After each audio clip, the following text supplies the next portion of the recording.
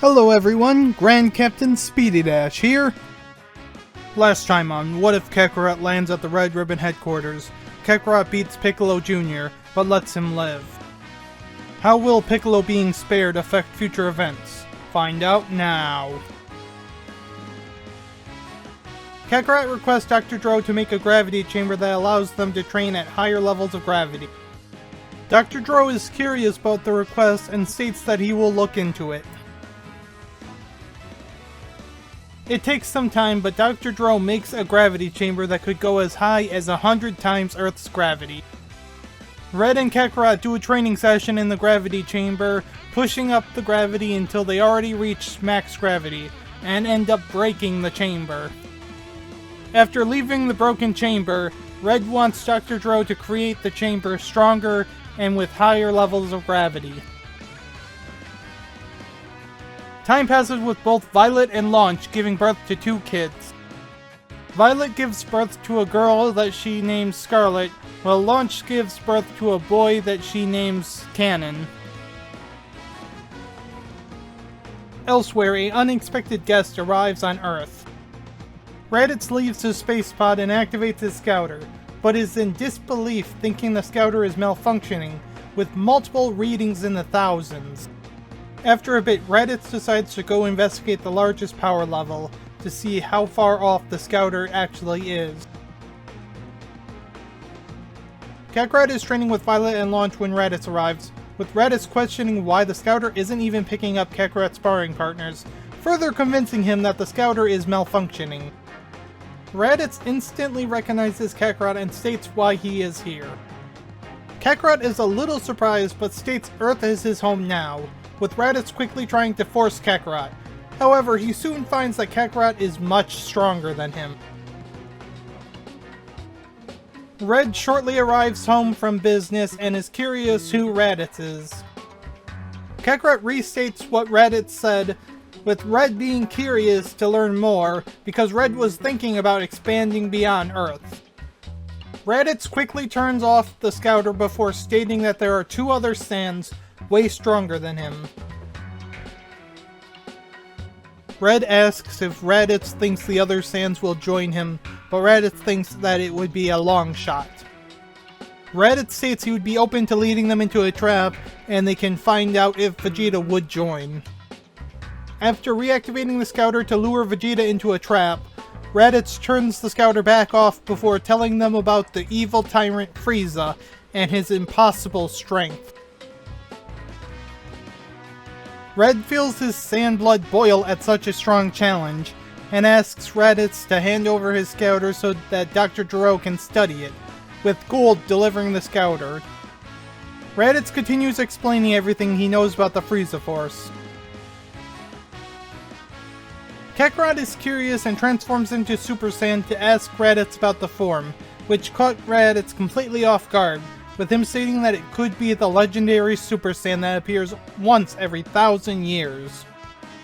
Red laughs at that before transforming as well, with Raditz thinking that it isn't actually Super Saiyan, until Kakarot states that Red is part Saiyan as well thanks to Shenron.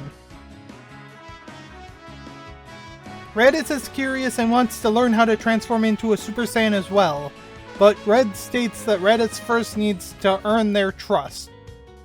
Kakarot doesn't exactly agree, but isn't going to contradict his adopted father. Red states that his next test to earn their trust would be to bring the spaceship he arrived in so Dr. Dro can examine it. Dr. Dro is having a field day with analyzing the scouter.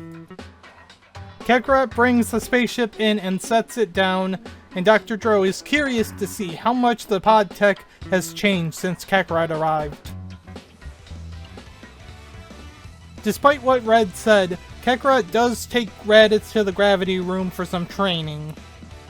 Raditz is curious about them going behind Red's back, but Kakarot dismisses it as Raditz needing to improve to have value to the Red Ribbon Empire.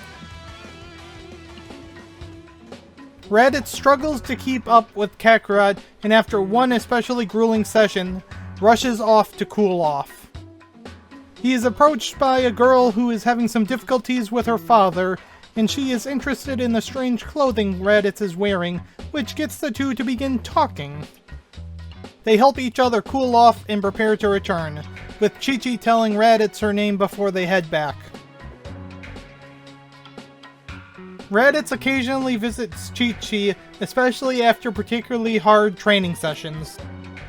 Eventually, Raditz asks Chi-Chi to come join him at the Red Ribbon Empire, with her questioning it, but she puts her faith in Raditz. Time passes until Vegeta and Nappa arrive ahead of schedule. Kakarot and Raditz are already on site when they land, and convince Vegeta and Nappa to follow them somewhere else to fight.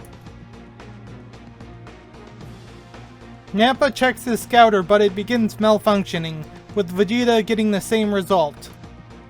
Kakarot states that they had studied the scouters, and Dr. Dro figured out a jamming signal to make unprotected scouters useless. Raditz states he wants to fight them himself, with both Nappa and Vegeta laughing at the idea, before Vegeta tells Nappa to kill both of these wastes of sand blood. Nappa rushes in, but quickly finds that Raditz is much stronger than him. Raditz is very much enjoying dominating Nappa, with Vegeta getting bored of Nappa's failing and decides to join the fight. But Kakarot doesn't want to be left out and begins taking on Vegeta. Kakarot dominates Vegeta, which infuriates Vegeta. Vegeta considers making an artificial moon, but quickly realizes that Kakarot and Raditz both have their tails. Having demonstrated his superior combat abilities, Kakarot says that Vegeta and Nappa's only choice is to join the Red Ribbon Empire. Vegeta laughs at the thought, but Kakarot transforms into a Super Saiyan to hammer home that Vegeta doesn't have a choice. Nappa is in disbelief while Vegeta is in denial. Vegeta decides he's going to destroy the Earth and flies up high before charging a Gallic gun, with him shortly releasing the blast. Kakarot quickly generates a much more powerful Kamehameha that overtakes the Gallic gun and blasts Vegeta high into the sky. Nappa agrees to join the Red Ribbon Empire. Vegeta comes crashing down, out cold. This is where I'll end the part for now. How will Raditz's new lover and Vegeta's defeat affect future events? Find out next time on What If Kakarot Lands at the Red Ribbon Headquarters. If you enjoy my content, check out my Discord, like the video, and subscribe to my channel. And as always, have a wonderful morning, afternoon, evening, or night, wherever you are.